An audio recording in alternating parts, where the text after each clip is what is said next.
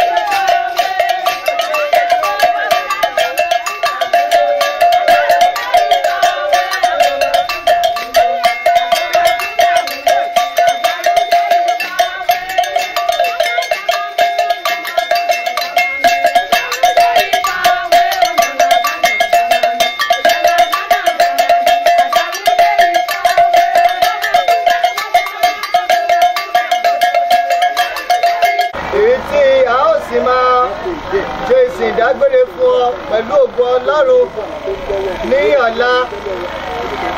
A kí ẹnìkọ̀ọ̀kan wa èyí tí a nífẹ̀ẹ́ láti péjọ láti wá bá wa yọ ayọ̀ ìkẹyìn pẹ̀lú àwọn ọmọ olóògbé láti ṣe ìdágbére fún màmá wa. Ọlọ́run àánú, Ọlọ́run olùbùkún yóò bùkún ẹnìkọ̀ọ̀kan wa lórúkọ Jésù Olúwa wa. Àwa tí a péjọ láti ṣe ìsìn ìdágbére yìí, àwa ní ìjọ Ọlọ́run the Church of God ní ìletò yìí ní Àkàràkúmọ́. A sì fi ìdùnnú fi kí gbogbo ẹ̀yin ọ̀rẹ́, ará, ojúlùmọ̀ èyí tí ẹ péjọpọ̀ pẹ̀lú wa. Ẹ pọ̀ ní ipá àti agbára, a gbé orúkọ yín ga, a yìn orúkọ yín lógo nítorí wípé ẹ dára sí wa. A dúpẹ́ fún ọjọ́ òní èyí tí ẹ̀yin Ọlọ́run jẹ́ kó lè ṣeé ṣe fún wa láti rí. A dúpẹ́ fún ìpéjọpọ̀ ẹnìkọ̀ọ̀kan wa ní àkókò yìí, àní láti lè wá ṣe ayẹyẹ fún ìsìn màmá wa ẹni náà èyí tó ti sùn nínú Olúwa. A dúpẹ́ aláyọ̀ àwáyìn lógo fún ìrìn àjò ìgbé ayé wọn èyí tí wọ́n forí ti ọ̀nà náà títí fi dé òpin, èyí tí àwa náà pàápàá à ń fi àkókò yìí gbàdúrà pé kí ẹ wá ran ẹnìkọ̀ọ̀kan wa lọ́wọ́ pé ìrìn àjò ìgbàgbọ́ wa kí àwa náà lè forí tì í títí fi dé òpin ọjọ́ ayé wa. Ọlọ́run wa, ǹjẹ́ nígbà tá ó máa tẹ̀síwájú fún gbogbo àwọn ayẹyẹ èyí tí a ó máa ṣe lónìí, ẹ wá ṣe alpha tó omega. A dúpẹ́ fún ìrìn àjò àwọn ará ọ̀rẹ́ èyí tí wọ́n péjọ pẹ̀lú wa àti àwọn tí wọ́n tún bọ̀ lẹ́yìn, ẹ̀mú ọ̀gúnlẹ̀ láyọ̀. Kí ẹ wá gba àkóso lórí ohun gbogbo. Nígbà tí a ó ṣe ohun gbogbo tán, Ọlọ́run wa, ẹ̀yin ni alpha tó omega. Gbogbo láti orúkọ mímọ́ yín. Ẹ gbọ́ àdúrà wa kí ẹ sì gbóhùn ẹ̀bẹ̀ wa nígbà tá a dá ọpẹ́ yìí ògo padà fún yín ní orúkọ ńlá Jésù Kristi Olúwa wa.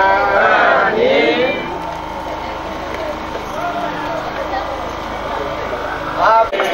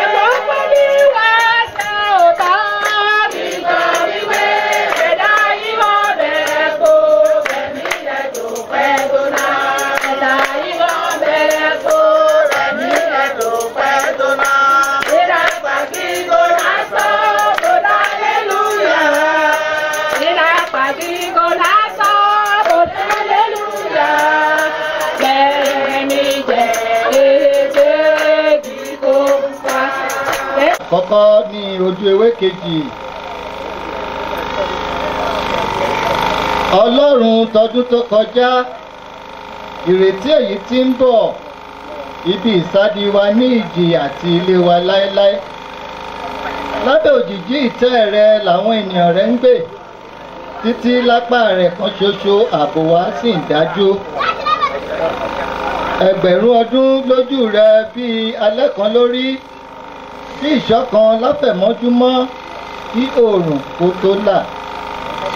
La la la la la la la la la la la la la la.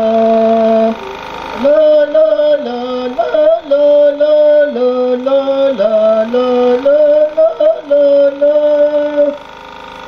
Ọlọ́run tọdún tó kọjá, ìrètí yìí bọ̀. Ibi ìsàdí wà ní ìjì àti ilé wa lọ́la. Lábẹ́ ìjì tẹ̀rẹ̀, lábẹ́ òjìji, láwọn èèyàn rẹ̀ gbé. Títí lápá rẹ̀ kan ṣoṣo, lápá rẹ̀ kan ṣoṣo, ààbò bàbá náà lálópin. Ẹgbẹ̀rún ọdún lójú rẹ̀ bí ẹlẹ́kan lórí. Bí ṣọ̀kan mọ́júmọ́ kí orúkọ tó là. Ọ̀dọ̀ wa bí lóde ṣe gbé lọ. Wọ́n láwọn ní ẹni gbàgbé ìwà láti àárọ̀. Ọlọ́run tọdún tó kọjá, ìrètí létí bọ̀.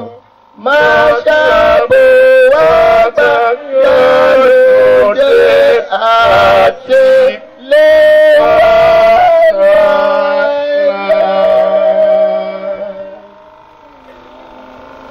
a ó kọ orí kẹta ní ojú ewé kẹrin.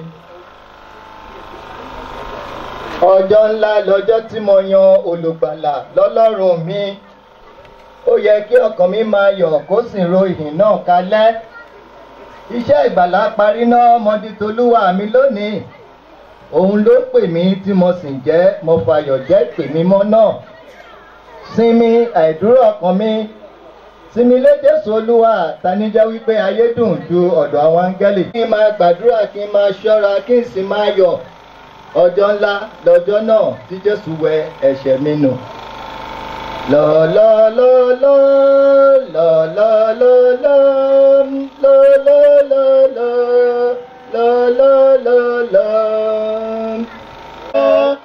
Olùgbàlà lọ́lọ́run mi, ó yẹ kí ọkàn mi máa yọ̀, ó sì rò iná kalẹ̀.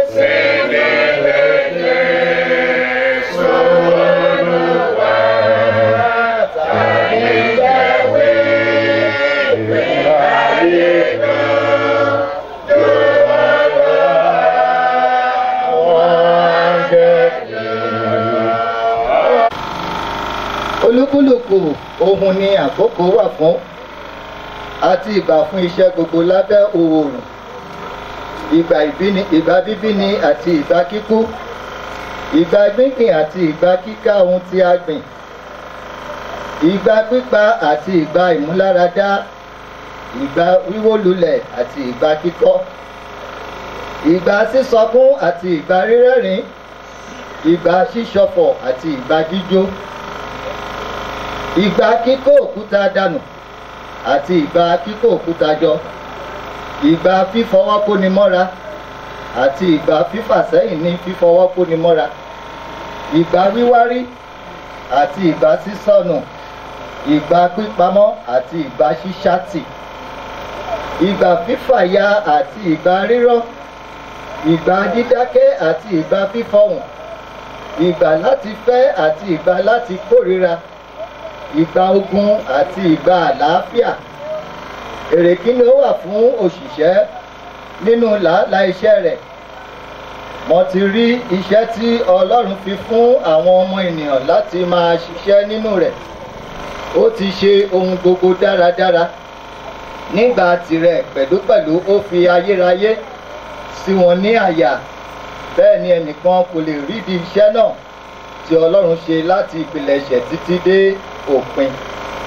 Èmi mọ̀ pé kò sí rere nínú wọn bí kò ṣe kí ènìyàn máa yọ̀ kí ó sì máa ṣe rere ní ìgbé ayé rẹ̀, àti pẹ̀lú kí olúkúlùkù ènìyàn máa jẹ kí ó sì máa mu kí ó sì máa jàádùn gbogbo làálàá rẹ̀. Ẹ̀bùn Ọlọ́run ni. Èmi mọ̀ pé ohunkóhun tí Ọlọ́run ṣe yóò wà láéláé.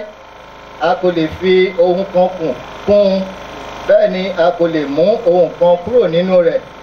Ọlọ́run ti ṣe èyí kí ènìyàn lè máa bẹ̀rù rẹ̀. Ohun tí ó ti wà rí ń bẹ nísinsìnyí títí, àti èyí tí yóò sì wà ó ti wà náà. Ọlọ́run sì ń wá èyí tí ó fi kọjá lọ. Kọ gbogbo ẹ̀ṣẹ̀ mi sílẹ̀.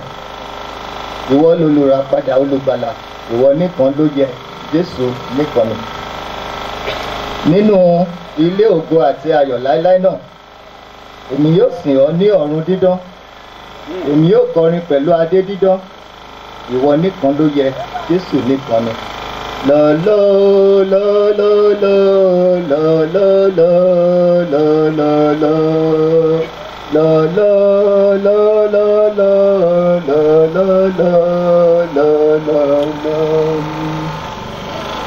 Olúwa mo fẹ́ ọ ìwọ ní tèmi, torí rẹ mo kọ̀ gbogbo ẹ̀ṣẹ̀ mi sílẹ̀. Ìwọ nìkan ló yẹ, Jésù nìkan ni. Mo fẹ́ ọ torí ìwọ ló mọ̀ fẹ́ mi, ó sì fẹ́rẹ̀ mi ìfọ̀ mi lórí mi.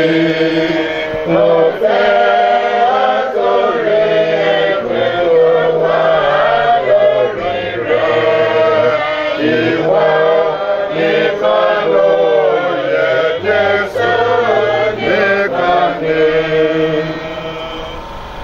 Ilé àti ìwúre mi yóò fẹ́ ọ. Ó sì máa yíyọ bá tí mo wà láyé.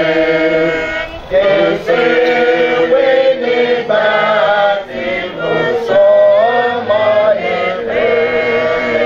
Ìwọ nìkan ló yẹ, Jésù nìkan ni. Nínú ilé ògo àti ayọ̀ láyọ̀, èmi yóò sì yọ̀ nínú ọ̀run dídán.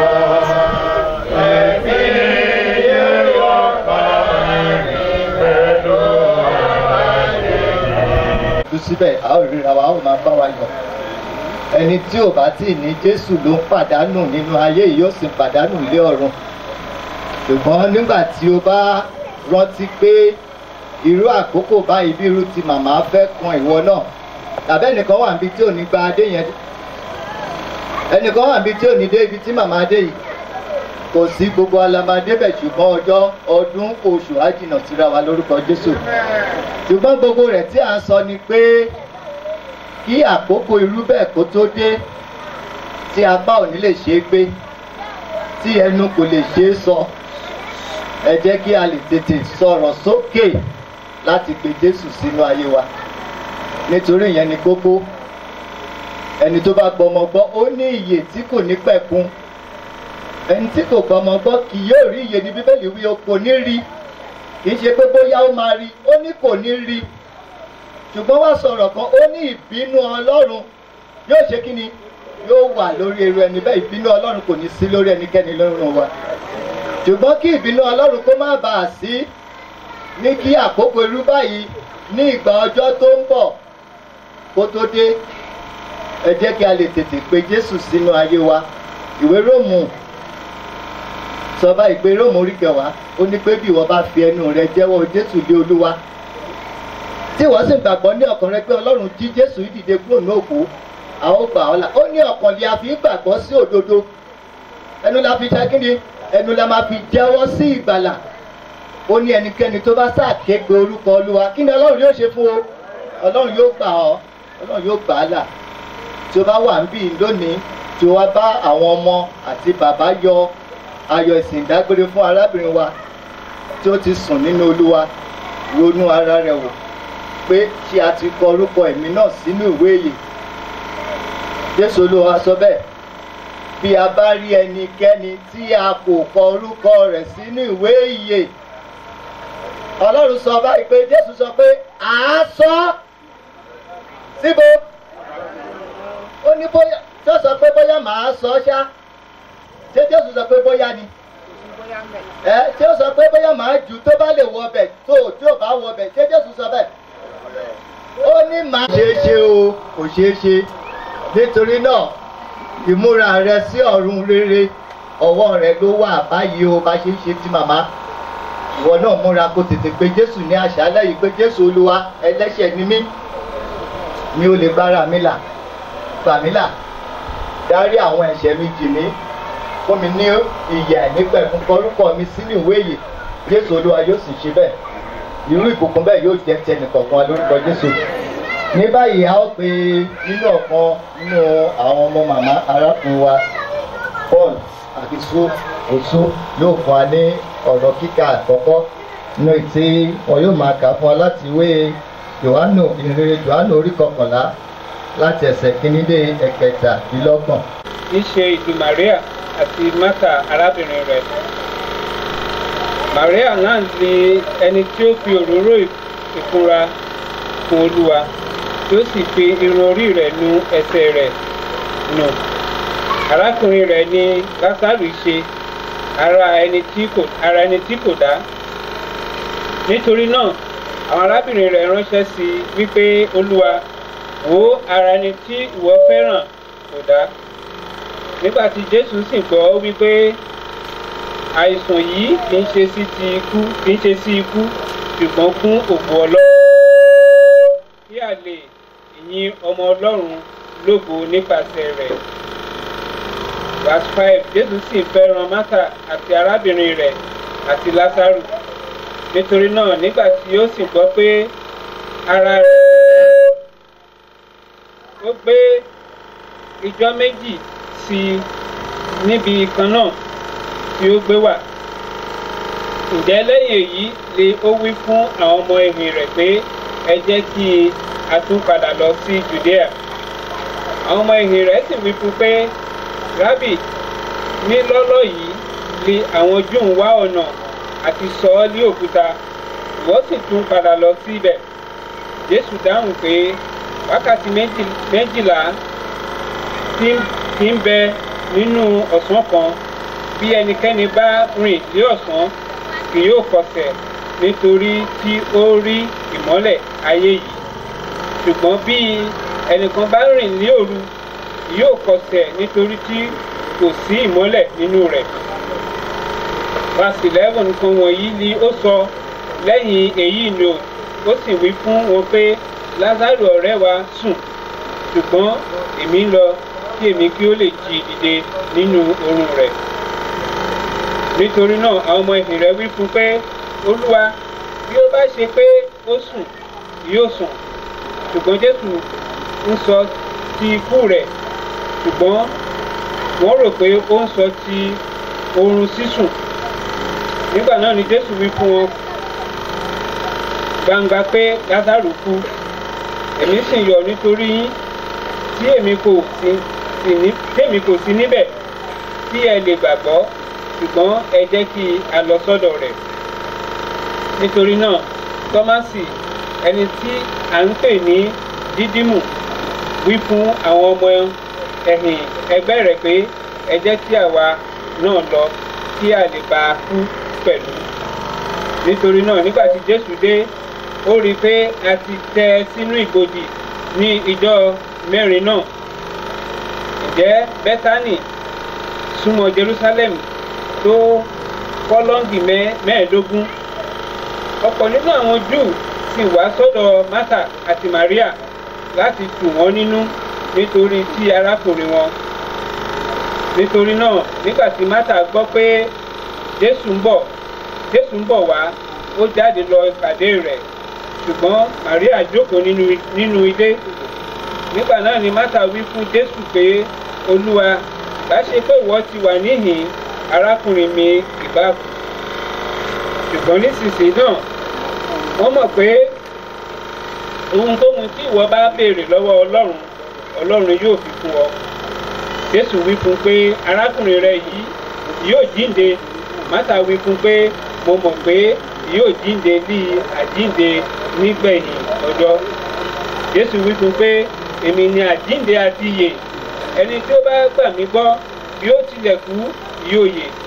Ẹnikẹ́ni tí ó ń bẹ láàyè tí ó sì gbà mí gbọ́ kì yóò kú láéláé. Ìwọ gbà èyí gbọ́? Ó wí fún pé bẹ́ẹ̀ ni Olúwa, èmi gbàgbọ́ pé ìwọ ni Kristi náà, ọmọ Ọlọ́run, ẹni tí ń bọ̀ wá ayé.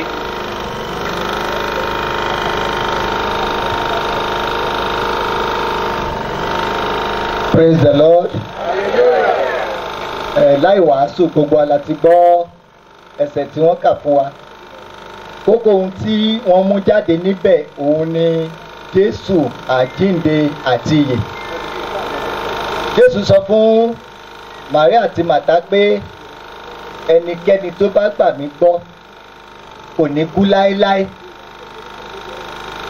Ẹni tó bá gbà mí gbọ́ kò ní kú láéláé. Ìtumọ̀ pé ẹni tó bá ti gba Jésù nínú ayé yìí kò ní kú ikú ọ̀run àpáàdì. Àwọn gbọ́. So bí a ṣe wà ní ibí yìí tí a bá wà tí a ò tí ì pe Jésù, ìyẹn ni kókó ọ̀rọ̀ wa pé kí a má ṣe kúrò níbí yìí láì gba Jésù sínú ayé wa. Gbogbo ala rí gbogbo ohun tó ń ṣẹlẹ̀ nínú ayé ìsìn, kò sí kan tó mú èrè kan padà bì wá. Ìbànújẹ́ ni gbogbo ìròyìn tí à ń gbọ́ lójoojúmọ́. Ṣùgbọ́n ọ̀rọ̀ Ọlọ́run tó fún wa ní ìdánilójú ní ìfọ̀kànbalẹ̀ wa pé ní ayé yìí bí ó tilẹ̀ rú ìrúkèrúdò tómi rú sọ́tún sósì, ní àkókò kan ìgbà kan àlàáfíà Ọlọ́run ti Jésù lọ wa yóò dé, ìjọba Ọlọ́run yóò ti ọ̀run sọ̀kalẹ̀ wá. Jésù yóò sì mú àwọn tirẹ̀ láti lọ jọba. Ìwọ àti èmi a ò ní wá wa tì níbẹ̀ lórúkọ Jésù. Ẹ ṣé arákùnrin wa Paul Bísú. A ó kọ díẹ̀ nínú àwọn orin wa lẹ́ẹ̀kan sí. Sọ́rí, kí a tó ṣe eléyìí a pe arákùnrin wa. Ọlọ́run wa lógo, nítorí pé ẹ̀yin ni Jehovah wa.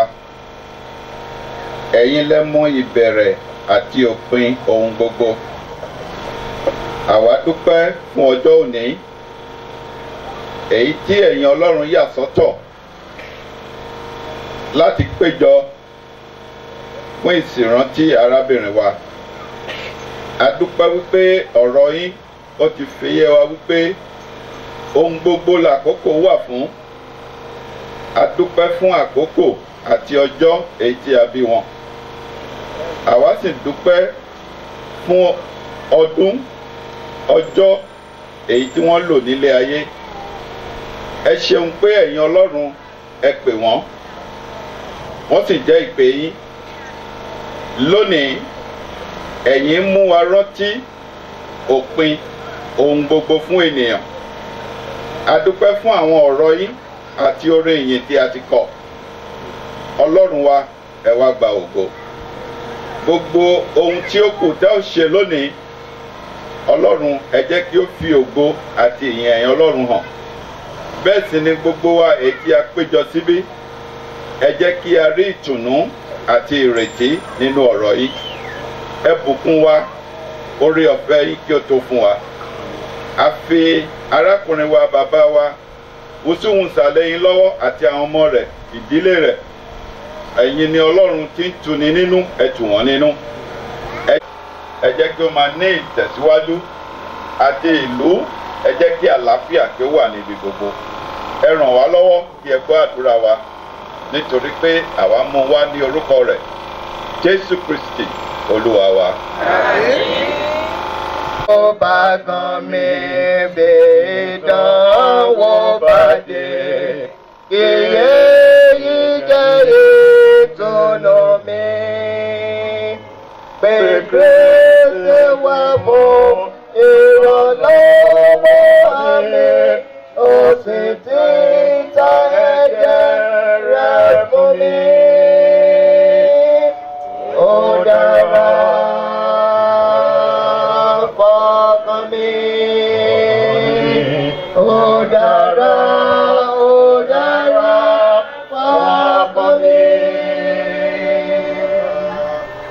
Ẹ̀ṣẹ̀ mi àdìrò ayé lógo ni, gbogbo ẹ̀ṣẹ̀ mi kò yí pa.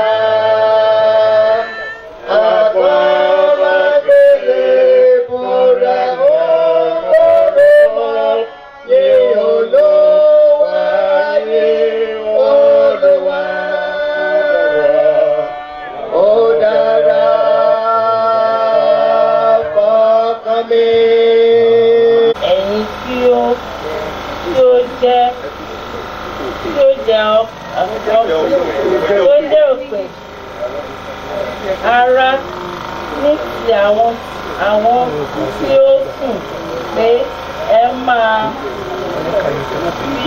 má bínú jẹ́ gẹ́gẹ́ bí àwọn yòókù kọ́ ní nítorí I will not have you to be ignorant, brethren, concerning them which are asleep, that ye sorrow not, even as others who have not hope. Verse 14. For if we believe that Jesus died and rose again, ever so then also which sleep in Jesus will God bring with him. Verse 15. For this we say unto you by the word of the Lord, that we which are alive and remain unto the coming of the Lord shall not prevent them which are asleep. For the verse 16. For the Lord himself shall descend from heaven with a shout, with the voice of the archangel, and with the trump of God, and the dead in Christ shall rise first. Verse 17. Then we which are alive and remain shall be caught up together with them in the clouds to meet the Lord in the air, and so shall we ever be with the Lord. verse 18. Wherefore, comfort me and comfort one another with this word. Praise the Lord. Ẹ wá gbàkóso. Jésù Kristi wà pẹ̀lú wa ní orúkọ ti Jésù Kristi Olúwa wa. Láì fi àkókò ṣòfò, mo sọ tẹ́lẹ̀ pé ipa tí ènìyàn lè yàn nígbà tó bá wà nínú ayé òun ní pé ó láti gba Jésù Kristi ní Olúwa tó gbogbo àlá. Màmá tí à ń celebrate lónìí kì í ṣe pé wọ́n á ṣọ̀fọ̀ lónìí o. Àwa banújẹ́, à ń dunnú nítorí pé nígbà tí màmá wà ní ayé wọ́n ní àǹfààní èyí tí wọ́n bọ́ Ọlọ́run ọba làjà. Lílàjà ni wípé màmá ń gba Jésù Kristi gẹ́gẹ́ bí Olúwa tó lùgbàlà nígbà tí wọ́n wà ní ayé. Ìyẹn ni pé wọ́n sùn nínú Olúwa ni wọn ò kú. Yes, ètò Ọlọ́run ọba lélẹ́yìí, wọ́n sùn nínú Olúwa ni kì í ṣe pé màmá kú. Òun ló fà á tí a fi ń yọ̀, tí a fi péjọ sí ìbàyẹn ní àṣálẹ́ yìí àti máa dunnú. Ọ̀pọ̀lọpọ̀ òun ni wọ́n dunnú fún ní ọjọ́ tó bá rí bírú tọjọ́ tòní, ṣùgbọ́n ìdùnnú yẹn láì ní Jésù Kristi òfò ló bá dé. Praise the Lord. Ẹ má jẹ́ kí a ṣe yìí, eléyìí kì í ṣe ọ̀rọ̀ ẹ̀tàn, òun ṣe gbà fi ń tọrọ wa jẹ, ètò Ọlọ́run ọba ni. Jésù Kristi nínú ìwé Jòhánù 14:6 kí ló sọ ẹ bá mi kà? John chapter 14 verse 6. Èmi ní ọ̀nà, òtítọ́ àti ìyè. Ó ní kò sẹ́nikẹ́ni, kò sí ẹ̀dá alààyè kan tó lè wá sọ́dọ̀ Ọlọ́run ọba bí kò ṣe nípasẹ̀. Ètò Ọlọ́run ọba ni. Kò sí ọ̀nà èyí tí ènìyàn bá rò nínú ayé, ìwé ò lè yé yí padà. Ọ̀rọ̀ tí a bá ní kò lè yí padà. Ipò tí a bá wà kò lè yí padà. Ohunkóhun tí a bá jẹ́ nínú ayé kò lè yí padà. Ẹni tó jẹ́ pé onímọ̀ ìjìnlẹ̀ nínú ayé kò sí èrò tó bá rò kò lè yí padà. Ètò Ọlọ́run bá ní a ò lè yí dà. Ohun tó kàn kò wá kò ní pé nígbà tí a wà láì tá a mí ẹ jẹ́ kí a bá Ọlọ́run bá làjà. Ó ṣe pàtàkì kí àkókò tó lọ. A gbọ́ tẹ́lẹ̀ nínú ọ̀rọ̀ nígbà tó ń fa ní ọ̀rọ̀ ìyànjú. Wọ́n ní àwáyé máa lọ́kàn kò sí. Ìwé mọ́ sọ nínú ìwé Hébérù, ó ní a ti kọ fún gbogbo ènìyàn. Ẹ má bínú o, ẹni tó bá bá mi kàwé torí àkókò ló fà á. Ó ní a ti kọ fún gbogbo ènìyàn nínú ìwé Hébérù 11:37 wípé a ti kọ fún gbogbo ènìyàn láti kú lẹ́ẹ̀kan ṣoṣo. Lẹ́yìn èyí kí ló ṣẹlẹ̀? Kí ni Jésù Kristi fẹ́ padà wá mọ́ àti lè tún wá kó fún ẹnikẹ́ni. Jésù Kristi kò fẹ́ padà wá mọ́ àti wá kó fún ẹnikẹ́ni o. Ohun tó bọ̀ wá ṣe ni pé ìdájọ́. Ẹ bá mi ka ẹ̀gbọ́n àtàbúrò tẹ̀ ń gbọ́ wa ní àṣálẹ́ yìí. Ẹ má jẹ́ kí a tọra wa jẹ. Níwọ̀n téèyàn ti mí nínú ayé yìí, téèyàn ti wá sínú ayé yìí, aláti bọ́ Ọlọ́run bá làjà. Àìbọ́ Ọlọ́run bá làjà ní pé èèyàn gba Jésù Kristi. Ohun kan lè yí padà, ètò Ọlọ́run bá ní. Àmọ́ lómi gẹ́gẹ́ bí ènìyàn pé bóyá pé ìrìn àjò ènìyàn, ìrìn àjò ẹ̀dá tó bá ti kú láyé yìí bóyá kò tẹ̀síwájú. Praise the Lord. Ìrìn àjò ẹ̀dá tẹ̀síwájú o lẹ́yìn ayé yìí. Lóòótọ́ lè rí àwọn ẹran èyí tá a ti pa, tá a jẹ, tí wọ́n kú. A máa ronú pé ibo ni ẹ̀mí wọn lọ. Ọlọ́run bá dé ènìyàn ní àwòrán rẹ̀ ni. Nítorí ẹ̀ ènìyàn tó bàjẹ́ kó papòdà nínú ayé tí ara bá ti lọ bóun tí yóò ṣẹlẹ̀ ní ọ̀la ẹ̀mí tẹ̀síwájú ní ìrìn àjò. Praise the Lord. Agbára Ọlọ́run bá lè yí ẹnìkan lè yí padà, sáyẹ́ntìsì kan lè yí padà, onímọ̀ ìjìnlẹ̀ kan lè yí padà. Ẹ̀mí ènìyàn ó ń tẹ̀síwájú ní ìrìn àjò lẹ́yìn ayé yìí. Ó sì ní ìdájọ́. Ẹ jẹ́ kí a ronú nínú ọkàn wa. Tó bá jẹ́ pé ohun tó jẹ́ pé ojú ò rí ló ń di ènìyàn, àbí bẹ́ẹ̀ kọ́? Ohun tójú ò rí, ohun tó jẹ́ pé ojú ò lè rí báyìí, òun ló ń di ènìyàn. Now, nígbà tí ohun tójú ò rí wá di ènìyàn tán, ènìyàn dàgbà nínú ọgbọ́n ìmọ̀ àtòye. Ó jẹ́ tẹ́ kó dàgbà. Ó wá pẹ́sìtọ̀ agbára Ọlọ́run ọba. Kí ó lè máa fi ọlá fún ọmọ gẹ́gẹ́ bí wọ́n ti ń fi ọlá fún Kí bàbá. gbogbo ènìyàn kó lè máa fi ọlá fún ọmọ gẹ́gẹ́ bọ́n ṣe fi ọlá fún bàbá. Ìdájọ́ ẹnikẹ́ni ṣùgbọ́n ó ti fi gbogbo ìdájọ́ lé ọmọ lọ́wọ́ kí gbogbo ènìyàn kí ó lè máa fi ọlá fún ọmọ gẹ́gẹ́ bí wọ́n ti ń fi ọlá fún baba. Ẹni tí kò bá fi ọlá fún ọmọ kò fi ọlá fún baba tí ó rán ọ. Lóòótọ́ ni mo wí fún yín. Ẹnikẹ́ni tí ó bá gbọ́ ọ̀rọ̀ mi tí ó bá sì gba ẹni tí ó rán mi gbọ́, ó ní ìyè tí kò ní pẹ̀kun, òun kì yóò sì wá sí ìdájọ́, ṣùgbọ́n ó ti ré ikú kọjá bọ́ sí ìyè. Praise the Lord. Wọ́n ti yan ipa rere. Àwọn tá a bá wà níbàyí tó jẹ́ káwọn sì ní àǹfààní yìí, ẹ jẹ́ kí a gbìyànjú àti ìbọn Ọlọ́run bá lajà kí ọlọ́jọ́ kó tó dé. Kì í ṣe ká ń ṣeré. Ẹ jẹ́ kí ẹ̀rọ nínú ọkàn wa wípé ipò wo ni ọba wà láyé tí àwọn kan ò sí ní ipò tẹ́kọ̀ọ́ tó ti wá lọ tí wọ́n sì ti gba Jésù Kristi gan, ṣé agbọ́jù wọn lọ ni? Ṣé ìwé nípa ti ìwé kíkà la fẹ́ sọ ni? Àbí nípa ti ipò? Àbí nípa ti ọrọ̀? So ipò wo la wà nínú ayé? Ẹ jẹ́ kí a rò wò. Èyí tó kó ga jù lọ, èyí tó yẹ pé ẹnìkan ò sí, èyí tó yẹ pé ó wà ní ipò tó yẹ pé ó ga jù yẹn lọ tí wọ́n gba Jésù Kristi. Ṣé wọ́n gọ̀ ni? Ṣé wọ́n ò gbọ́n ni? Nítorí eléyìí ẹ má jẹ́ kí a tọ́ra wa jẹ. Ìrìn àjò ẹ̀dá ó ń tẹ̀síwájú nínú ayé. Ètò Ọlọ́run bá ní ó ní agbára. Ẹni tó ní agbára ti lè pa ó sì ní agbára ti lè jí ni. Òun ni Ọlọ́run wa tẹ́lẹ̀ pé à ń sọ nípa rẹ̀. Ètò tó dẹ̀ ṣe ni pé nípa ti Jésù Kristi ní ọ̀nà òtítọ́. Wípé kò sí ẹ̀dá àlàyé kan tẹ́ pé lè wà lọ́dọ̀ tuntun bí kò ṣe nípa ti Jésù Kristi. Ètò Ọlọ́run bá ní ẹnìkan lè yí padà bó ṣe rí nìyẹn. Ẹ jẹ́ ká lọ ṣe ìwádìí bó ṣe rí nìyẹn ẹnìkan lè yí padà. Praise the Lord. Hallelujah. Adúpẹ́ fún bàbá, adúpẹ́ fún ìyá, adúpẹ́ fún ọmọ àti àwọn ẹ̀gbọ́n èyí tí anákọ̀ọ́dá ti wá báyìí ní àṣálẹ̀ ètò pé ẹ̀ ń gbọ́ wa. Ẹ jẹ́ kí a ṣetán àti lè bọ́ Ọlọ́run bá lajà kí a lè yan ipa rere nígbà tí a wà nínú ayé yìí kí àkókò kó tó lọ. Tó bá yẹ pé torí àkókò ni nígbà tí Jésù Kristi wú àwọn ènìyàn bó ṣe ń ronú nípa pé ọjọ́ tèlè ṣeéṣe ṣá wípé kí ènìyàn kú lẹ́yìn èyí pé ìrìnàjò yóò máa tẹ̀síwájú. Ó ṣàfihàn rẹ̀ bóyá kẹsàrè kà kí n tó mẹ́nu dúró. Ẹ jẹ́ kí a wo ìtàn ti Násárù nínú ìwé Luke. Ẹ bá wo. Àti aṣọ àlà dáradára, ó sì máa jẹ dídùn lójoojúmọ́. Alágbe kan sì wà tí à ń pè ní Lásárù, tí wọ́n máa gbé wá kalẹ̀ lẹ́bàá ọ̀nà ilé rẹ̀. Ó kú fún ojú, òun a sì máa fẹ́ kí a fi ẹ̀rún tí ó ti orí tábìlì ọlọ́rọ̀ bọ́ sílẹ̀ bọ́hùn.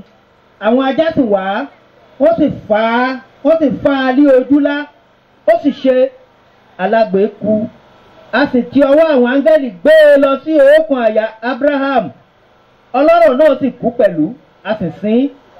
Ní ipò òkú ni ó gbé ojú rẹ̀ sókè, ó ń bẹ nínú iṣẹ́ oró, ó sì rí Abrahamu ní òkèrè àti Lásárù ní òókan àyà rẹ̀.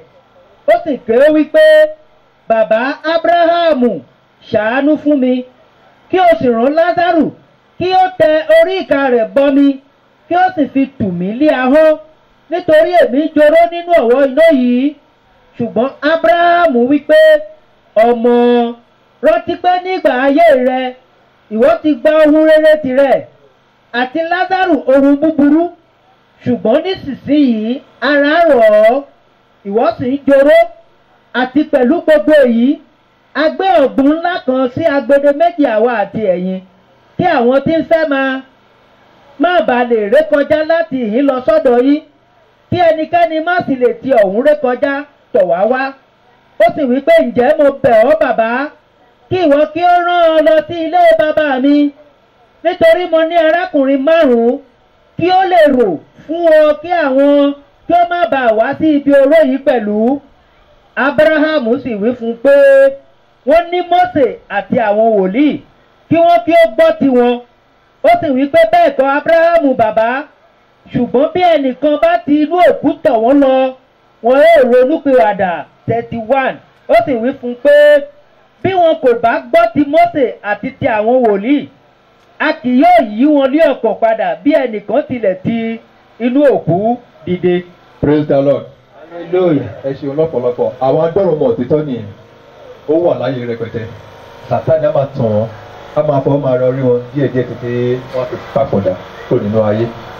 ọ̀run náà máa dé bí ọlọ́rọ̀ yẹn wọ́n tó mọ òtítọ́ ṣùgbọ́n kò ní sáǹfààní mọ́ ayé yìí láti ṣàtúnṣe lẹ́yìn ayé yìí kò sí àtúnṣe kankan mọ́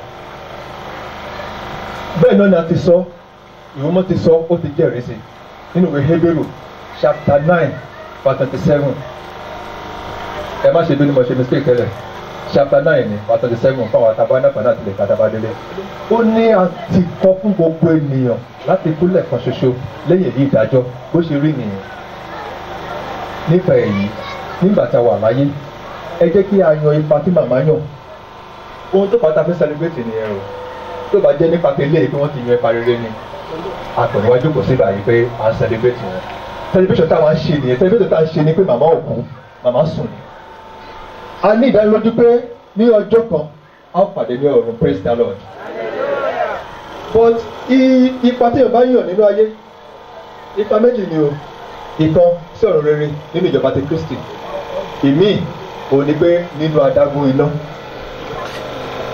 ẹni tó bá sì ní àmì Jésù Kristi nìkan ló lè yí ìdá a ti kà nínú ìwé tẹ́lẹ̀ wípé ẹni tó bá gba Jésù Kristi ó ré kúrò ní abẹ́ ìdájọ́ abẹ́ ìpọ́njú abẹ́ oró bọ́ sínú ìyè ayérayé so màmá wà gẹ́gẹ́ bí Násárù lókun àyà Ọlọ́run lókun àyà níbi tó jẹ́ pé Jésù Kristi wà òun la fi ń yọ̀ tó jẹ́ pé a fi ń dunnú ọ̀dà rẹ nìkan èyí tó Sátánì tó jẹ́ pé kì í pọ́n lójú jẹ́ pé ó ń tàn wípé irọ́ ni wọ́n ń pa irọ́ ni wọ́n ń pa kò lè rí bẹ́ẹ̀ so àwọn adọ́rùn mọ̀ títọ́ bí ọlọ́rọ̀ so ẹ má jẹ́ kí a dàbí ọlọ́rọ̀ yẹn ẹ jẹ́ kí a gbọ́n bí Násárù èyí tó ti yẹ pa eré ẹ wo gbogbo tí Násárù ń là kọjá síbẹ̀síbẹ̀ kò dènà ọlọ́run ó dúró gírí kò sí nǹkan tó bá là kò sí nǹkan tẹ́ kó ń pàṣẹ èèyàn tó jẹ́ pé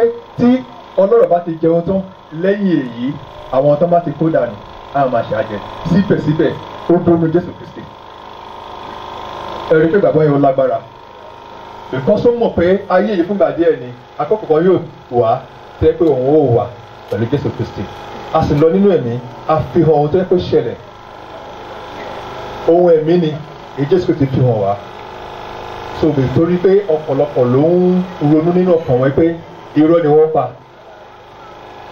kò lè rí bẹ́ẹ̀ báwo lèèyàn ṣe máa kú á tún dìde Jésù Kristi lè pa Ọlọ́run bá lè pa ó tún lè jí òun ló ṣe yìí ẹ wo gbogbo kọ́ńtẹ́kà àrí káàkiri àwa tá a wà ní àkàkú máa ní àǹfààní ẹ wo ọ̀sà ẹ wo òkun ẹnìkan ló ṣẹ̀dá àwọn kan wọ̀nyí ẹ wo ọ̀run ènìyàn àti gbogbo kọ́ńtẹ́kà Ọlọ́run bá ti dá Ọlọ́run bá ló ṣẹ̀dá àwọn kinní wọ̀nyí ó ní agbára àti lè pa àti lè jí ẹ má jẹ́ kí a ronú bẹ́ẹ̀ Sátánì òun fẹ́ kí ènìyàn kó lè rí ọ̀nà àti lè rí ìmọ́lẹ̀ èyí tó lè jẹ́ kí èèyàn lọ síbi ọ̀run rere ohun tó ń bẹ ènìyàn jà fún ní gbogbo ọjọ́ ayé ènìyàn nìyẹn títí ó tàn yóò fi papòdà ṣùgbọ́n a dúpẹ́ lọ́jọ́ tòní dípò màmá wọ́n yan ipa rere èyí là ń sọ fún wa ọlọ́ba rẹ̀ nìkan kan wa lọ́wọ́ á sì jẹ́ nìkan kan wa mú ṣùgbọ́n ìwọ tẹ́tò bá ní Jésù Kristi à ń fàkókò sọ fún ẹ pé jọ̀wọ́ lónìí tó yẹ kó gbọ́rọ̀ yìí má ṣe fi ìgbàlà rẹ dọ́ọ̀la o wípé tó bá yá procrastination that's the most dangerous thing that's the most dangerous thing nítorí pé ìgbà bíbí ìgbà ìgbéyàwó ọjọ́ kan wọn yóò péjọ báyìí fún gbogbo wa lẹ́yìn èyí ìdájọ́ ni o praise the Lord ṣùgbọ́n ẹni tó jẹ́ pé bá sùn ní Jésù Kristi kò sí ìdájọ́ inú ayé òun máa dùn a ó péjọ báyìí a ó máa celebrate ẹ̀ because à ń celebrate màmá ni màmá tí a péjọ fún lónìí à ń celebrate wọn ni ọlọ́wà pẹ̀lú ẹnìkankan wa yóò dé ẹnìkankan wa mú yóò dé ìdílé wa mú lórúkọ ti Jésù Kristi Olúwa wa ẹ jẹ́ kí a gbàdúrà Ọlọ́run a dúpẹ́ lọ́wọ́ yín agbórúkọ yín ga oúnjẹ náà rẹ̀ tẹ́ pé àwa ti gbọ́ Ọlọ́run ìdájọ́ èyí tẹ́ ti ṣètò rẹ̀ sílẹ̀ fún gbogbo ènìyàn wípé gbogbo ènìyàn lè ṣe máa farahàn níwájú ìtẹ́tẹ̀yìn Ọlọ́run láti gbọ́ kóhun tí kò bá ti ṣe nígbà tó wà nínú ayé ìbá ṣe rere ìbá ṣe búburú àwa dúpẹ́ fún àǹfààní tẹ́ pé a ní èyí tẹ́ pé yín ti gbà wá ní Jésù Kristi Olúwa kò jẹ́ bóyá arẹ́ nìkan èyí tí kò tí ì bẹ́yìn làjà nínú gbígba Jésù Kristi Ọlọ́run àbẹ̀yìn pé lọ́jọ́ tòní gẹ́gẹ́ bí ọ̀rọ̀ ẹ ṣe jáde ẹ jẹ́ kí ìrònú tẹ̀lẹ̀ tó péye ẹ jẹ́ kó lè wọ níbi ayé rẹ̀ wá. Ọlọ́run gbọ́gbọ́ jùlọ àwa tó ti mọ̀nà náà ẹ má jẹ́ kí aṣojú nípa tẹ̀lé ẹ má jẹ́ kí aṣojú nípa tẹ̀mí. ọmọ sí níbí níbo ló wà ẹ̀yin ará níbo ló wà ẹ̀yin ìjọ Ọlọ́run níbo ló wà ẹ̀yin ẹbí níbo ló wà ẹ̀yin ọmọ ó ti lọ kò sí láyé mọ́ ó lọ sókè ọ̀run a ó rí nílé bàbá wa lókè lọ́jọ́ àjíǹde ó ti lọ kò sí láyé mọ́ ó lọ màmá lọ kúrò láyé ó lọ ó rìnrìn àjò lọ sí ayérayé lọ sí eternity Zansi ọlá ọmọ Susanna ó dìgbére súnre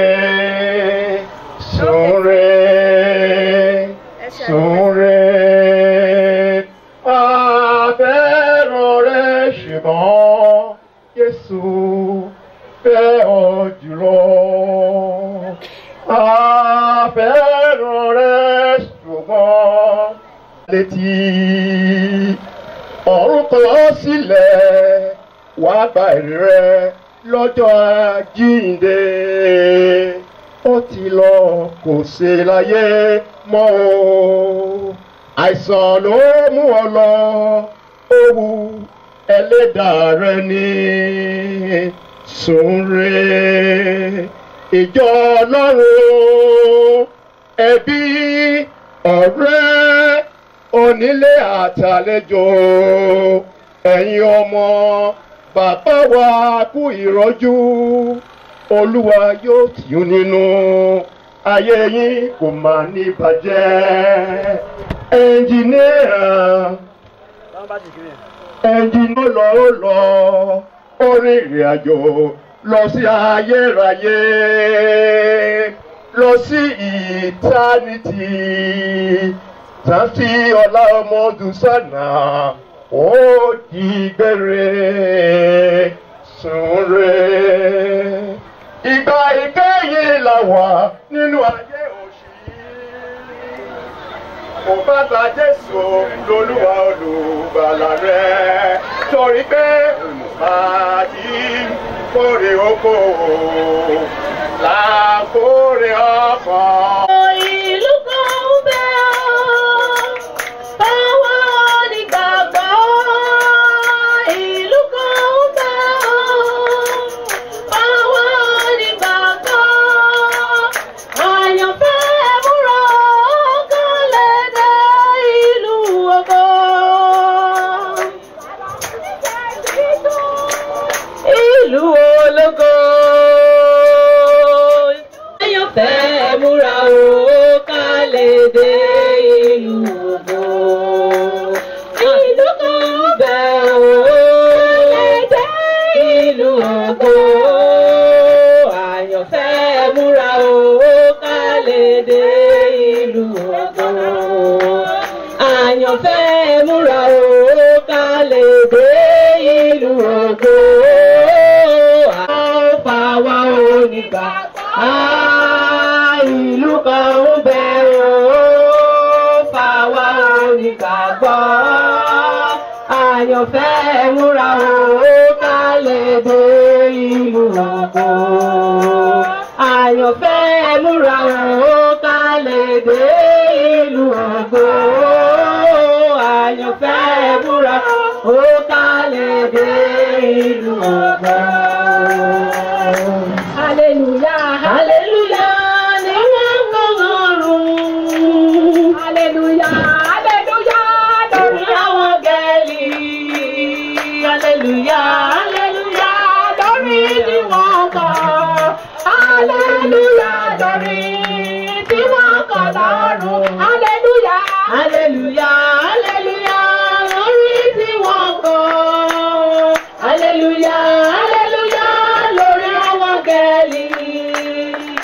hallelujah, hallelujah, lórí tí wọ́n kọ́.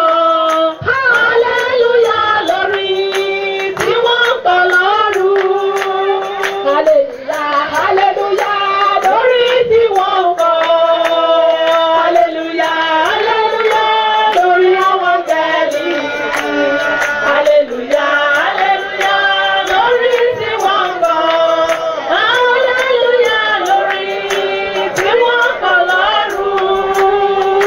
Àwọn pàdé lẹ́sẹ̀ Jésù níbi tí a kò tí ara wa, a ò ríra wa, a ò yọ̀ mọ́ra wa. Jésù ni yóò ṣe alága wa. Àwọn pàdé lẹ́sẹ̀ Jésù níbi tí a kò ní ara wa, a ò ríra wa, a ò yọ̀ mọ́ra wa. Jésù ni yóò ṣe alága wa. Àwọn pàdé lẹ́sẹ̀ Jésù. Praise the Lord. Yes, inú mi dùn gidigidi, àyà mi sì kún. Mo dúpẹ́ lọ́wọ́ àwọn èèyàn, àwọn àbúrò mi. Mo dúpẹ́ lọ́wọ́ yín gidigidi fún àtìlẹ́yìn yín láti ìbẹ̀rẹ̀ títí di wákàtí ọ̀wọ̀ yìí. Mo dúpẹ́ lọ́wọ́ yín fún gbogbo nǹkan tẹ́ ti ṣe. Mo fẹ́ sọ ṣókí lórí ìgbé ayé màmá, ìwà màmá, ẹni tí màmá jẹ́ gangan. Ní agbára Ọlọ́run, màmá jẹ́ ẹnìkan tó jẹ́ pé ó jẹ́ ọmọ ìkẹrin nínú ẹbí Adúmáadé Àwọnsẹ. Wọ́n bí màmá ní 85 years ago, and wọ́n dẹ̀ jẹ́ ẹni tó jẹ́ pé ẹni tó ní ìtara láti ṣòwò, ó dẹ̀ ní ọkàn tútù, ó jẹ́ nìkan tó jẹ́ pé ó nífẹ̀ẹ́ àwọn ènìyàn. Nígbà tí gẹ́gẹ́ bí ìtàn tí mo gbọ́, màmá jẹ́ nìkan tó jẹ́ pé gbogbo ara àti ìtara ni màmá fi ṣe òwò kòkó àti obì ní ìlú Ọ̀tà. Wọ́n jẹ́ màmá mi, wọ́n dẹ̀ jẹ́ màmá àwọn àbúrò mi, wọ́n dẹ̀ jẹ́ ìyàwó bàbá mi tó jókòó bí báyìí. Màmá jẹ́ nìkan tó yẹ pé onísùúrù àti onírẹ̀lẹ̀ èèyàn ni. Ó jẹ́ nìkan tó yẹ pé ó kó àwọn ènìyàn àti àbúrò ọkọ ó kó wọn jọ. Ó jẹ́ nìkan tó jẹ́ pé kò kì í fẹ́ kí ebi kó pa ẹnikẹ́ni nínú àwọn ọmọ rẹ̀. Kò dẹ̀ fi jẹ́ kí àìsàn kó mú ìkankan nínú àwọn ọmọ rẹ̀. Òyìnbó ní she's a caring mother. Nígbà táwa ń kékeré tá à ń lọ iléèwé, màmá fẹ́ràn wa lọ́pọ̀lọpọ̀. Kékeré ni mo ti wà tí mo ti kó lọ́dọ̀ wọn kó lọ́dọ̀ wọn tí mo lọ gbé ọ̀dọ̀ ọ̀nkù mi ní ìlú Èkó. Ìjọ tí mo rántí ìjọ tí mo lọ náà lọ́hùn, wọ́n ṣàdúrà fún mi. In fact, nígbà tí mo wẹ̀yìn tí mo wojú màmá mi, omijé bọ́ lójú mi. Kí ló fà á tí omijé fi bọ́? Màmá jẹ́ nìkan jẹ́ pé kì í fọ̀rọ̀ oúnjẹ, kò ń fẹ́ ọ̀rọ̀ oúnjẹ ṣeré fún wa. 3 square meal wa ó máa ń sátè. À á jẹ láàárọ̀, à á jẹ lọ́sàn-án, à á sì jẹ lálẹ́. Màmá rẹ̀ jẹ́ nìkan jẹ́ pé iṣẹ́ tó wọ̀n bá tó ń ṣe ní ìlú Àkàràkúmọ̀ yìí, oko ìfín. Lẹ́yìn tí wọ́n fẹ́ bàbá mi, iṣẹ́ oko ìfín ni màmá máa ń ṣe. Wọ́n dẹ̀ máa ń ta kí lorúkọ ìfín. Wọ́n dẹ̀ máa ń hun gẹ́gẹ́ bí ẹni. Bẹ́ẹ̀ bá dé Ọ̀jọ́ local government, ẹ rí ọ̀pọ̀lọpọ̀ ẹni. Àmọ́ rántí nígbà tí mo wà ní ìlú àwọn Ìgbò tí iṣẹ́ gbé mi lọ síbẹ̀. Oríjọ́ kan tí mo bá ẹni ní Port Harcourt, mo rántí màmá mi, mo ní iṣẹ́ tí màmá mi ń ṣe lélẹ́yìí. Mo ní ta ló mú ẹni wọ́n sí báyìí. nígbà mo bẹ̀rẹ̀ sí wọ àwọn tó ń tẹ ẹni yẹn mo wá discover pé ẹni tó kó ẹni yẹn wá sí Port Harcourt ní eléèlè ní Port Harcourt ọmọ Yorùbá ni ọmọ Èkìtì ni ó ní láti Badagry ló ń ti kó ẹni yẹn wá ọmọ iṣẹ́ tí àwọn èèyàn wá ń ṣe Ọlọ́run ṣe kí ni ó ń gbé òwò yẹn lọ káàkiri orílẹ̀-èdè ní kúkúrú ohunkóhun tẹ́nikẹ́ni bá ń ṣe ẹ má yẹ ká ṣe kí ni ẹ má yẹ ká fojú tẹ́ńbẹ́lẹ́ iṣẹ́ tá à ń ṣe iṣẹ́ yẹn lè ṣe kí ni ó lè mú èrè àti kí ni orúkọ gidi wá mo dúpẹ́ lọ́wọ́ màmá mi lọ́pọ̀lọpọ̀ in fact nígbà tí mo gbọ́ pé màmá padà sí ọ̀dọ̀ ẹlẹ́dàá wọn ìjọ yẹn mo wà lẹ́nu iṣẹ́ ní Port Harcourt náà ni wọ́n bọ́ sí ibi tí wọ́n kọ́pì ń gbà wá sí wọ́n bú sẹ́kún mo ní màmá mi lọ ó dùn mí gan àbúrò mi obìnrin ó wà níjókòó mo fi orúkọ bò láti rí olópè mi ó ní màmá ti lọ o mo ní jẹ́kọ̀ ó ní màmá ò tí ì jẹun láti jẹta mo ní màmá tó láìkó oúnjẹ ó ní màmá ò tí ì jẹun o mo pe supervisor mi mo ní my mother is gone ó ní how do you know let us pray mo ní yes I know God have answered prayer but what I'm hearing from my elder and my junior sister is not like my mother have gone mo tún padà sí ibi tí mo tún bú sẹ́kún ṣe ní bí ẹ̀ bá fẹ́ràn màmá ẹ̀ ìtara ẹ̀ ṣe mọ̀ ìfẹ́ yẹn á máa ṣe kí ló á máa gbèrò sí i nínú ọkàn ọmọ tó bá fẹ́ràn màmá ẹ̀ gbogbo akọ́kọ́tà la fẹ́ràn màmá wa so nǹkan tí mo kàn fẹ́ sọ ni pé màmá jẹ́ nìkan tó yẹ pé ó ní ìrẹ̀lẹ̀ ọkàn kó dẹ ó jẹ́ ìyá kan tó yẹ pé nígbà tó wà lákàrà tó mọ́ ọ̀pọ̀lọpọ̀ àwọn èèyàn ló mọ́ aládùúgbò yìí màmá mi mò ń fún màmá mi ní 100% màmá mi kì í tójú bọlé ibi tí bàbá mi bá gbé jókòó sí ibi tó máa ń jókòó sí rèé nígbà tá à ń gbé àdúgbò kan là ń gbé ní the other side ká tó kó wá sí ìbàyìí 24 hours ẹ̀ máa bá màmá mi ń bẹ̀ àyàfi bó bá lọ sí bóbíta nígbà tá a rẹ̀ kó wá sí ìbàyìí àbúrò ẹ̀ òyìn náà ti dolóògbé báyìí nàfẹ́ mi ni so kí lẹ máa rí àwọn méjì lẹ máa rí wọn á jókòó ìta àgbà náà máa ń jókòó sí hádìlẹ̀ lẹ máa rí màmá mi tó máa rìn pé a ó lọ sí agbolé mi àbí bí àwọn ìyàwó bá fẹ́ ṣe nǹkan ló máa pè é ó jẹ́ nìkan tó yẹ pé kò tójú bọlé ó dẹ̀ farasin ó dẹ̀ fẹ́ràn ọmọ ẹ̀ ó dẹ̀ fẹ́ràn ọkọ ẹ̀ ọkọ tó fẹ́ràn ó fẹ́ràn gbogbo àbúrò ọkọ gbogbo àwọn ẹbí ọkọ ẹ̀ ló fẹ́ so ní kúkúrú ó dẹ̀ jẹ́ nìkan tó yẹ pé ó súnmọ́ Ọlọ́run praise the Lord màmá súnmọ́ Ọlọ́run nígbà tí màmá kú ẹnìkan pè mí ó ní ó jẹ́ mọ̀ pé iṣẹ́ tí màmá yẹn ṣe ó ní màmá lọ wọ́n yẹn pè mí lákàrà tí mo yìí náà ni ó ní kí àìsàn tó dé ó ní àárọ̀ kùtùkùtù ẹ ti rí màmá á lọ sí ilé ìjọsìn wọn á máa gbá gbogbo bẹ́ẹ̀ àfihàn àwọn kan lè testify fún nǹkan tí mo sọ màmá lọ sí church á lọ gbá gbogbo church á gbá gbogbo àyíká pátápátá bó bá dẹ̀ ti gbá nǹkan ẹ̀ ó ń bọ̀ nílé ẹ̀ nìyẹn àyàfi bí àwọn ọmọ ẹ̀ bá ní ṣíṣe òun lè máa rí màmá àmọ́ bóyá pé ó ń lọ sí gbogbo tó káàkiri àbí tó ń tọ́jú bọ́lé Ọlọ́run fún màmá yẹn lórí ọ̀fẹ́ lọ́pọ̀lọpọ̀ inú mi dẹ̀ dùn bẹ́ẹ̀ kò sí nǹkan tí a lè ṣe sí nígbà tí ọlọ́jọ́ dé Ọlọ́run pè wọ́n àṣẹ̀dúpẹ́ pé ní ọjọ́ ìní wọ́n rí nígbà tí a wẹ̀yìn nígbà tí àwọn ẹbí wọn wẹ̀yìn nígbà tí bàbá wa náà wẹ̀yìn wọ́n rí àwọn ọmọ wọn gbogbo a sì dúró ti màmá nígbà tí àkókò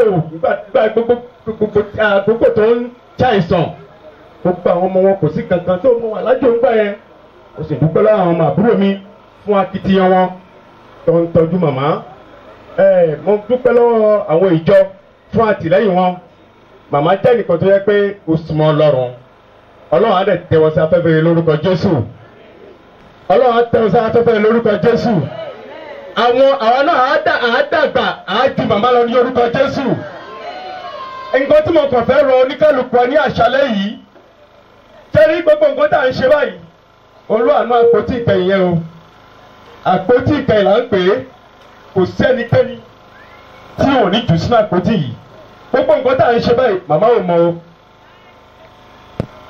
mọ nǹkan tá à ń ṣe báyìí bẹ́ẹ̀ tí mo mọ̀ pé Ọlọ́run yóò tẹ́ màmá sí afẹ́rẹ́ lórúkọ Jésù wọ́n dúpẹ́ lọ́wọ́ àwọn ìjọ àwọn àlùfáà àwọn olùṣọ́ àgùntàn àwọn pásítọ̀ wa ní Church of God Àkàràkúmọ́ at the other countries and states. I appreciate you all. Thank you very much. In Jesus' name. Amen. Nígbà tí a bá ń ṣe ìsìn ìjọsìn fún màmá láti gbọ́ láti ẹnu àwọn ẹbí àti ìjọ ní ṣókí ní ọ̀la. So àwọn tí ó máa ṣe èyí nígbà tí a ó máa fi bẹ̀rẹ̀ kí wọ́n lè jẹ́ kí n tètè gbọ́ kí a lè fi sínú ètò wa ní ọ̀la ní ṣókí. Pẹ̀lú ẹbí wọn, ìdílé ọkọ àti ìdílé tiwọn náà. Àwa ní ìjọ Ọlọ́run ní ìlú Àkàràkúmọ́yé, the Church of God Àkàràkúmọ́. A tún ní àwọn ìsọ̀rí ìjọ wa káàkiri, ara wọn ní ìtó wà ní Àjàrà. Àwọn ará Àjàrà tí wọ́n bá ń bí, Ọlọ́run yóò máa wà pẹ̀lú ẹ̀yin náà lórúkọ Jésù. Nínú àwọn. Ẹ ń ṣe fún wa láti àkókò tí a ti bẹ̀rẹ̀ ètò yìí títí di ibi tí a bá dé yìí tí a lè fẹ́ mú gbogbo wa sí òpin lénìí. Ẹ ṣeun nítorí ìdásíyìn àtàbò yín. A dúpẹ́ nítorí oore ọ̀fẹ́ tí gbogbo wa ń jẹ ọlá ẹ̀. A gbàdúrà fún àwọn ọmọ màmá wa èyí tí wọ́n fi wá sílẹ̀.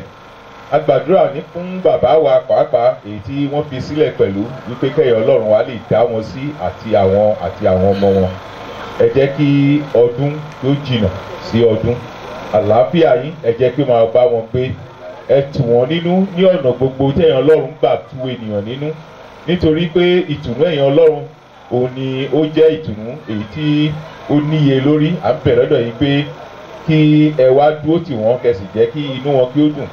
Àti gbogbo àwọn tí wọ́n ń gbé ní àdúgbò yìí pátápátá àti àwọn ẹbí gbogbo à ń bẹ̀rẹ̀ lọ́dọ̀ yín pé kí ẹ dá olúkúlùkù sí. Ìgbà tí a ó sì tẹ̀síwájú lọ́la fún ètò ìsìnkú náà, Olúwa Ọlọ́run wa à ń bẹ̀rẹ̀ lọ́dọ̀ yín pé gbogbo ìgbésẹ̀ wa kí ó lè máa lọ gẹ́gẹ́ bí ẹ̀yọ́ Ọlọ́run ti yọ̀ọ̀dẹ̀. Ẹ ṣe bẹ́ẹ̀ fún wa kẹfà olúkúlùkù wa mọ́.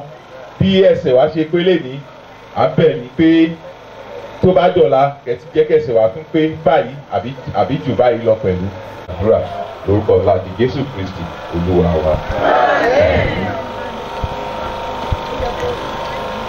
Ní báyìí a ti mú gbogbo wa sí ìpamọ́, ṣùgbọ́n a ó ṣe ọ̀rọ̀ fẹ́ nítorí àwọn ohun ìpanu tí àwọn ọmọ olókùn ní àwọn fẹ́ fi fún ẹnìkọ̀ọ̀kan. A ó béèrè àánú Ọlọ́run sórí àwọn wọ̀nyí. Ọlọ́run alágbára dúpẹ́ nítorí ibi tẹ́ ràn wá lọ́wọ́ dé. A dúpẹ́ fún gbogbo ìrànlọ́wọ́ yín darí. A sì dúpẹ́ fún ọwọ́ ìbùkún tẹ̀yàn sí àwọn ọmọ láti fi ìfẹ́ hàn sí gbogbo àwọn àyànfẹ́ tó péjọ. À ń bẹ̀bẹ̀ pé nígbà tí olúkúlùkù yóò máa fọwọ́ bà wọ́n tí a ó máa fi jẹ a ó máa mú. Ẹ jẹ́ kí àánú ikú farahàn, kí ààbò yín kó wà lórí ẹnìkọ̀ọ̀kan kẹ́sì ìbùkún ọmọ náà. Àwa náà pẹ̀lú ẹ jẹ́ kí ìbùkún yín láti ọ̀run wá kó jẹ́ tẹnìkọ̀ọ̀kan wa. Ẹ gbọ́ àdúrà wa lórúkọ ọmọ yín Jésù Kristi Olúwa wa. A dúpẹ́, ẹ ṣé lọ́pọ̀lọpọ̀. Ó di ọ̀la tí a ó máa tẹ̀síwájú. Ó dàárọ̀, ẹ ṣé.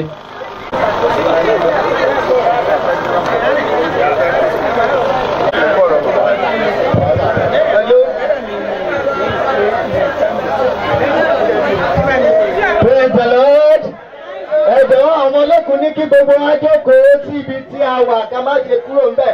Láti ní ẹnikẹ́ni tó bá nífẹ̀ẹ́ láti lọ wo màmá, a ní àyè wà fún ọ láti máa lọ wo màmá o. Ṣùgbọ́n ẹ jẹ́ kí a jókòó ká gba ẹ̀bùn tí àwọn olókùn wọ́n fẹ́ láti fi fún wa. Ẹ ṣé.